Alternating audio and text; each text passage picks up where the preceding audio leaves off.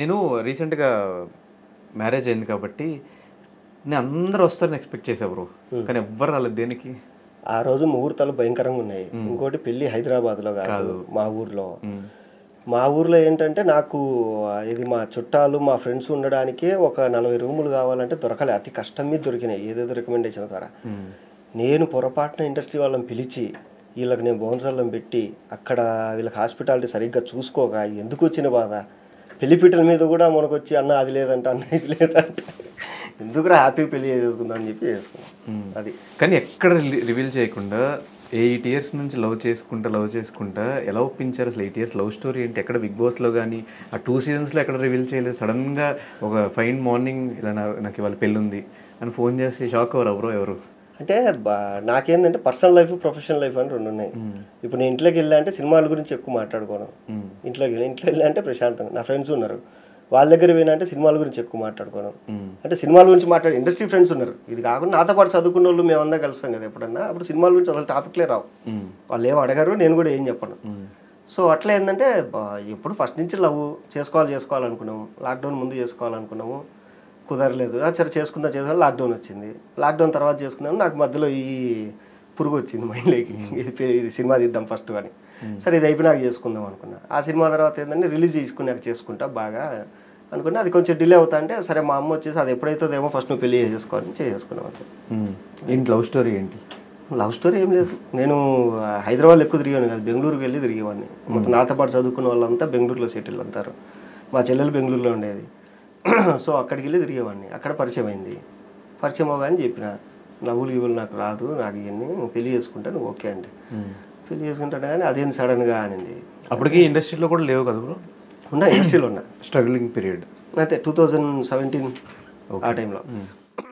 అప్పుడు కాబట్టి సినిమాలు చేసిన సో ఇట్లా చేసుకుంటా అన్న. సరే ఓకే అయింది. నేనైతే కన్ఫర్మ్ చేయను, అది సరే నీకు ఇష్టమైతేనే చేసుకో, బట్ నాకైతే ఏంటంటే లోపల ఆ ఫీలింగ్ పెట్టుకొని బయట నీతో నేను ఏదో కుళ్ళు జోకులేసి అవన్నీ చేయను, సో ఇది అని చెప్పిన.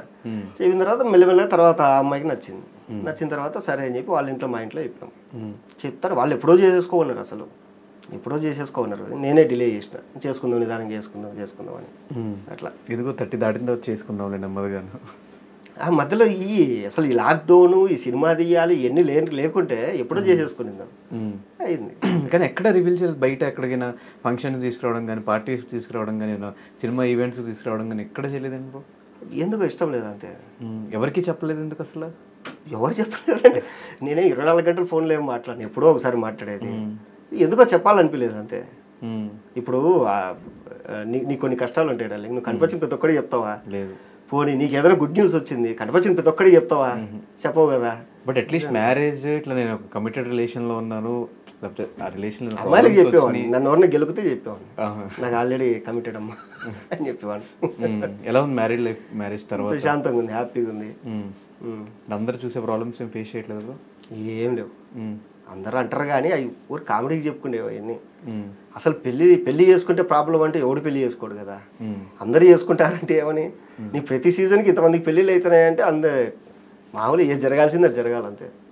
నీకు సక్సెస్ అనేది డబ్బులు అనేది ఈరోజు వస్తుంది రేపు రాదు, అది ఎప్పుడు వస్తుందో తెలియదు, ఏ టైంకి అది జరిగిపోవాలంతే. అంటే ఇప్పుడు మైండ్ సెట్ కానీ ఫినాన్షియల్గా కానీ రేపు సినిమా రిలీజ్ అయ్యే టైం కానీ ఇదంతా ఇప్పుడు బడ్జెట్లో అంతా ఎలా మేనేజ్ చేస్తున్నావు? అసలు డబ్బులు ఉన్నాయా లేవా? అసలు బ్యాంక్ బ్యాలెన్స్ ఎలా ఉంది, పరిస్థితి ఏంటి? ఇప్పుడు ఇది ఒక కూలి పనికి వెళ్ళేవాడు పొద్దున్న కూలి పనికి వెళ్తాడు. కూలి పనికి వెళ్ళి పొద్దునంతా పని చేసి సాయంత్రం వచ్చి ఒక 1/2 కిలో రైసు, ఓ 2 పచ్చడి ప్యాకెట్లు, ఓ పెరుగు ప్యాకెట్ కొనుక్కొని అన్నం పెట్టుకొని తిని పండుకుంటాడు. నాకు ఇప్పుడు ఏంటంటే పరిస్థితి, ఏదైనా ఛాన్స్ వచ్చిందంటే వెళ్ళాలి, ఒక 10 రోజులు షూట్ చేసుకోవాలి, ఆ డబ్బులు వచ్చిందంటే అది తీసుకొని వచ్చి సినిమాకి పెట్టుకోవాలి, ఇదే ఉంది. అది మరి ఇప్పుడు ఆ పని లేదు కదా అంటున్నారు. ఉంది, ఆ పని ఏం లేదు. చిన్న సినిమాలు హ్యాపీగా చేసుకుంటాను నేను. నీకు పెద్ద సినిమాలో కనపడట్లేదు కానీ చిన్న సినిమాలలో మంచి పేమెంట్లు ఇస్తారు, హ్యాపీగా ఉంటుంది. చిన్న సినిమాల్లో నీకు భయంకరమైన పేమెంట్. పెద్ద సినిమాల్లో మనం డిమాండ్ చేయలేము.